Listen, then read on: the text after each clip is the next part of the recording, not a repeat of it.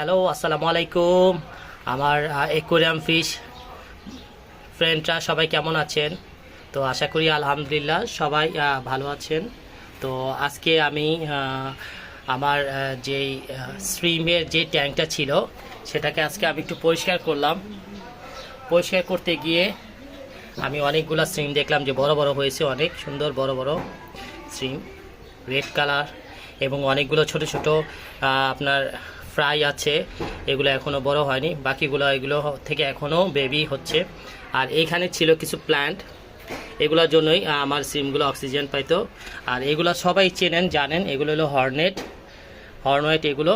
আর এগুলো অনেক ছিল। তো যা লাগবে আমাকে নক দিয়েন এবং আমাকে ইনবক্স করেন, অথবা আমার পোস্টে কমেন্ট করেন।